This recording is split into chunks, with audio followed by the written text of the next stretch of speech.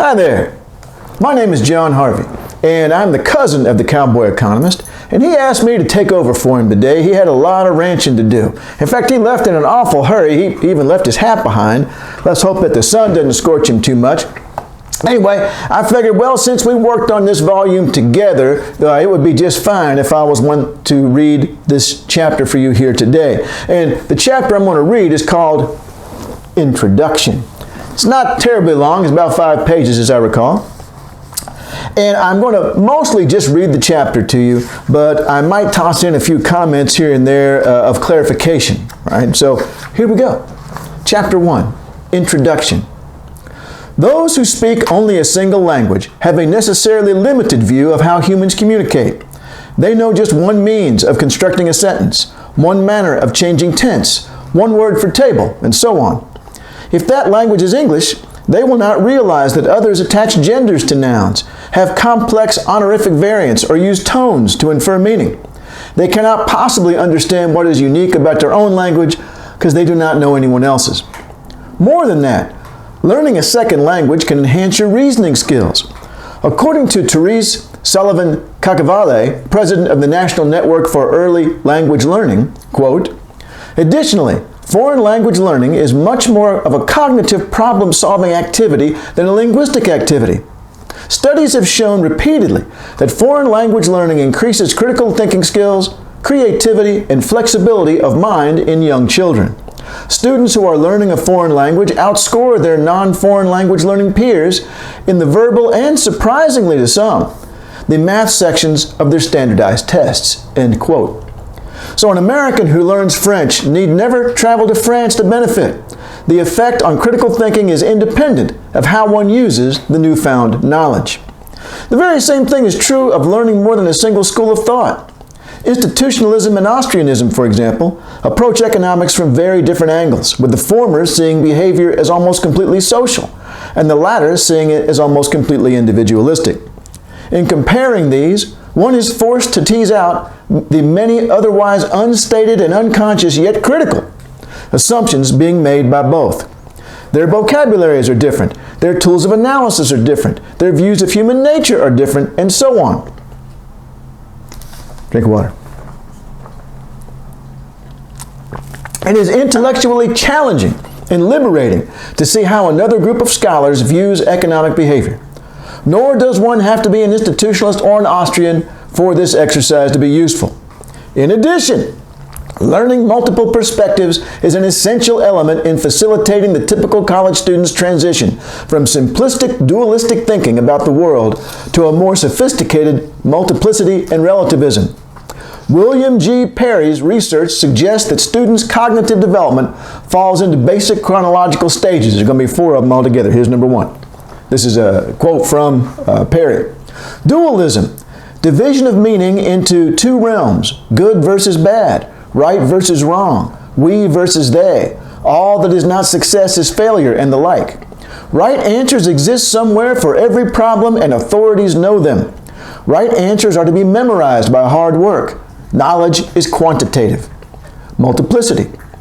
Diversity of opinion and values is recognized as legitimate in areas where right answers are not yet known. Everyone has a right to his own opinion. None can be called wrong. 3rd category, relativism. Diversity of opinion, values, and judgment derive from coherent sources, evidence, logics, systems, and patterns, allowing for analysis and comparison. Some opinions may be found worthless, while there may remain matters about which reasonable people will reasonably disagree. Knowledge is qualitative, dependent on context. All right, so those are the first 3. Here comes a 4th one. Ideally, the college student passes through each stage with occasional backsliding and finally settles at a 4th, commitment. Here, their lives are strongly guided by their chosen values, but they are always willing to learn. They respect others' values and stand ready to reevaluate their own. This is not to say that they believe that anything goes and everyone is right, but that they have learned what their professors already know. Absolute truth does not exist, and we must therefore continually work hard to evaluate alternative theories to see which holds the greatest explanatory power in a given context. Essentially, this represents a series of shifts in an individual's understanding of what knowledge really is. The average student begins college with the belief that her professors know how the world works, at least within their area of expertise. They will, she assumes, let her in on some subset of their secrets during the course, and she will become more quote-unquote educated by adding quantitatively to her body of knowledge. Parentheses, confession, this was absolutely your author's view upon entering university, parentheses closed. In reality, however, the pursuit of knowledge in a scientific discipline involves stumbling from one uncertain, tentative conclusion to another, and perhaps back again. It is an ironic struggle. Ironic here is straight from one of Perry's students. That's how they worded it, and he thought that was really clever, so he followed up or used this again. It is an ironic struggle, since we must act as if we are sure of our theories in order to build explanations of the phenomena we study, but always with the realization that such a state of confidence is not only realistically impossible, it can act as an impediment if it makes us reluctant to revise theories in the face of contrary evidence. While some students never reach commitment, indeed there are those who angrily reject the possibility of multiple perspectives and cling stubbornly to dualism. For those who do, it can make college one of the most significant events in their lives. They will have grown well out of proportion to the specific information presented in class and have become a sophisticated lifelong learner. Returning to the point at hand, it is clearly impossible to move past dualism if one is presented with only one view. Unfortunately, the overwhelming majority of economics programs do just that by teaching only one school of thought, neoclassicism. At best, students may be exposed to minor variations thereof. Monetarism and Keynesianism, for example, are often presented as extreme positions to be contrasted, yet they are both neoclassical. And while comparing them is not without benefit, it's the equivalent of contrasting Australian and American English. Knowing only one approach puts blinders on the economist. They say that to a person with a hammer, every problem looks like a nail. Likewise, post-Keynesians tend to focus on issues of financial instability, Marxists on the internal contradictions of capitalism, neoclassicals on maximization under constraints, and so on. Someone familiar with all three, however, is like a person with multiple tools. This is not to suggest that an economist can believe every school of thought is correct. Of course not, for they contain mutually exclusive propositions. Rather, the idea is that the intellectual challenge of comparing divergent approaches means that, even as someone who completely embraces new institutionalism, awareness of how another perspective might examine the same issues makes you much more sensitive to the strengths and weaknesses of your own approach. If you start and finish this book as a neoclassical, you will still be a better economist because you will have developed a much better understanding of what neoclassicism is and what it is not. This is why a growing number of economists associated with the economic pluralism movement believe that it is vital that we open up our classrooms to more schools of thought. They argue this not only for the pedagogic reasons suggested above, but also because it's not apparent that the explanatory power of the dominant approach is actually superior to others. Perhaps the most spectacular example of this is neoclassicism's well-publicized failure to predict the financial crisis. The claim that no one saw it coming is patently false. Professor Steve Keen, for example, won a poll by a wide margin as the economist who most accurately forecast the collapse. Basing his predictions on a computer simulation model he had published in 1995, he started sounding the alarm as early as December 2005. He's a post-Keynesian, not a neoclassical. I do not mean this as an indictment of neoclassicism so much as evidence that other schools of thought may have a great deal to contribute. Imagine how millions of lives would have been different if we had been able to avoid the crisis altogether. I was fortunate enough to serve for 6 years as the director of the International Confederation of Associations for Pluralism in Economics, ICAPE, an organization devoted to providing a forum for debate across paradigms. Jeff Schneider is now in charge of that group. I suggest you look it up. They're doing a lot of good work. Although I was already familiar with a variety of schools of thought, my work in ICAPE allowed me to actually meet many of the individuals associated with them and see the activities they organized. This book is not about the history of economics in earlier centuries, but about those people in the here and now.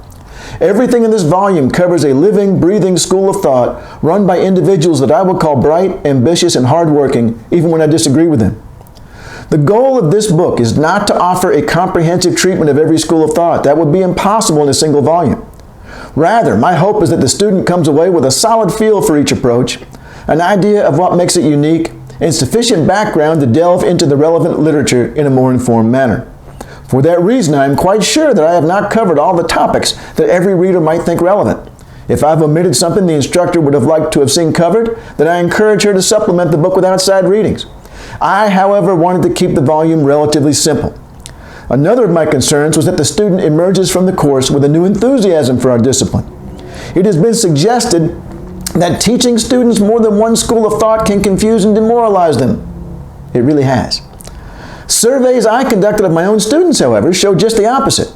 Controversy is exciting, and it stimulates thinking rather than suppresses it. More important, it is what leads us away from dualism and towards commitment. Controversy is just what you will find here. Something I discovered when submitting the first chapters of this volume to Edward Elgar Publishing for review was the following. This is a topic about which people are very opinionated, and those opinions vary widely. In my case, the very same passages that one reviewer praised, the other absolutely hated. Such is the nature of this topic. Given this, I asked the reader's indulgence in working her way through this volume. I did my very best to focus on characteristics that were sufficiently general to be thought common to all members of each particular school of thought. But I know that this is ultimately impossible. In the end, I used my best judgment while trying to focus on the things that were most unique or interesting in each paradigm. This book covers 8 approaches: neoclassical, Marxist, Austrian, post-Keynesian, institutionalist, new institutionalist, feminist, and ecological.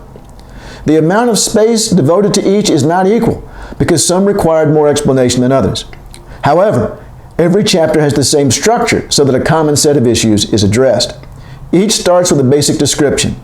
This is the section that varies most from chapter to chapter because the coverage is dictated by the nature of that school of thought. Some require considerable history, some extra background on specific theories, and so on. After that, the method of analysis preferred by those economists is explained. How do they do research? And what do they respect as supporting evidence? Do they use experiments? Do they build computer models, examine historical trends? In addition, because economics is ultimately the study of people, each chapter also outlines that school of thought's view of human nature. And if economics is policy-oriented, then each approach must have some sense of justice in mind. This too is covered. The next section in each chapter is a description of the primary and secondary standards of behavior enforced by that approach. This is a rather involved concept, and a complete explanation must wait until the next chapter. But the basic idea is that neoclassical economists, for example, must undertake particular activities in a specific manner to gain status in their group. That which makes people say something like, Pat is a great economist, varies by school of thought. Is it superior teaching, best-selling textbooks, conference presentations, journal publications, research focused on a particular area or using a specific method? The answer to that question is neither always obvious nor necessarily associated with things that enhance our understanding of the economy. The underlying premise here is that humans are tribal and want to be considered upstanding members of their social group. Economists are no different. Following this, the contemporary activities of that group are outlined. Do they have an annual meeting? Is there a journal where their research is published? Up to this point of each chapter, my goal will have been to convince the reader that the school of thought in question is the greatest intellectual contribution since the law of gravity. I want to portray each perspective the same way a proponent would, and thereby not play favorites, even though I have an opinion too. In fact, to make absolutely sure that I was being fair, I asked members of each non-mainstream school of thought to read the chapters on their approach and let me know if they agreed with what I had written. I adopted every single one of their suggestions, which ranged from very minor to substantial revisions. Of course, if you watched yesterday's video, you know I didn't take Steve Quinn's recommendation that I take his research out of the chapter because it wasn't famous. Sorry, Steve, it was still really good. However, every approach must have its detractors too. Otherwise, we would all believe the same thing. For that reason, an important part of each chapter is the second to last section, criticisms. This describes common attacks that have been made on the approach in question. This may cause the student some distress if up to that point she had been thoroughly convinced by the arguments in that chapter, but that's okay. As suggested earlier, learning is not moving from one point of confidence to another. Doubt is healthy in scholarship because it forces us to search for supporting evidence rather than simply blindly accept. Every school of thought gets a chance to fire back, however, in a final rejoinder section. Suggestions for further reading finish off each chapter. One issue that authors of books like this must address is whether or not to mention which schools of thought they follow. My opinion is that the reader deserves to know. While I have tried my very best to be completely unbiased to the point that I had, as I mentioned, members of each heterodox school of thought review their chapter to make sure their representation was fair, no one can be absolutely successful in this endeavor. Still, you may want to read this book without knowing how I feel, so we'll save that information until the very end. If you want to know now, turn to the last paragraph in the last chapter, otherwise read on. It's like a choose-your-adventure book. One last thought before starting the business at hand. I remember taking a class in political thought when I was an undergraduate. As we covered each philosopher, for example, Jeremy Bentham, I remember thinking, wow, this guy's a genius, I'm following him. Then we would cover the next political theorist who had rejected the previous one. Oh yeah, I found myself saying time after time. Now that I think about it, the other guy had it all wrong. But this new guy's a genius. This happened 3 or 4 times until I had an epiphany. I don't know what the hell I'm talking about. I'm a college sophomore in an introductory level political science class, and the idea that I'm going to discern from a few hundred pages of reading and some lectures which political thinker of the past 300 years was best is ludicrous. I say this not to insult the reader's analytical abilities. Your professors are still struggling to decide what they think is right too. But that realization on my part all those years ago was terribly liberating. It freed me from thinking that my goal was to pick a side and defend it. Instead, it let me sit back and relax and just listen to what everyone had to say. I never had to decide that one person was 100% right, and indeed no one is, and I could take my time to digest all the perspectives. I could try each one and see how it illuminated, or didn't, specific political issues. I cannot tell you what a difference it made to my approach and understanding, and I guess that was part of my movement away from dualism. I hope you were able to view this book the same way. You never have to decide whether you're an Austrian, a Marxist, or a feminist. Just relax and see what you learn. But whatever you decide, I challenge you to read this book and not come away thinking the very same thing I do. There is something unique, insightful, and worthwhile in every school of thought. Our discipline is making a terrible mistake by embracing monism, when pluralism holds the key to developing critical thinking skills and, in the process, addressing the critical economic problems that face us today. And that's chapter 1. Now, I'm going to tell you, I'm going to read that, I'm going to do my choose my your own adventure thing, and I'm going to go to that last paragraph in the last chapter, and I'm going to read it out to you. However, if you don't want to hear it, then mute now. And when I put my hand back down, I will have finished reading that last chapter of the, last paragraph of the last chapter. One issue remains. I promised in chapter 1 to conclude by telling which schools of thought I tend to follow. I was trained as a neoclassical, but eventually found myself primarily in the post-Keynesian and institutionalist camps. Now you know. Okay, I've already said it. All right, so that's it. I want to emphasize one thing, and that was, it's been reviewed a number of times, and all very positively, but always with, you know what he should have included? He should have included this. Or he should have included that. That's why I said that in the first chapter. I struggled with that for a while, and then I decided, well, okay, this may be the best way to explain it.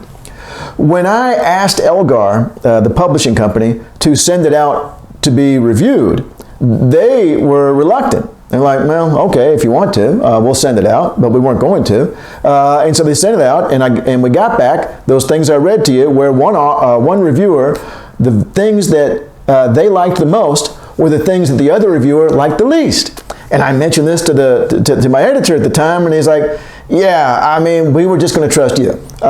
We really didn't need somebody else to review it. So that was really helpful to me, because like, okay, you know what? I'm just going to write what I want to write. And if somebody else wants to write something else, then they are free to write such a book as well. Or, as I mentioned in here, add some outside readings. If you want some more stuff on new institutionalism, add some stuff on new institutionalism. I do that myself in the class. But this book is not intended to be a comprehensive treatment. It is intended to be an introduction, and something whereby once you've read the chapter on feminist economics, if you then go off and start reading articles in their journal, Feminist Economics, you're going to have a much better understanding of what's going on.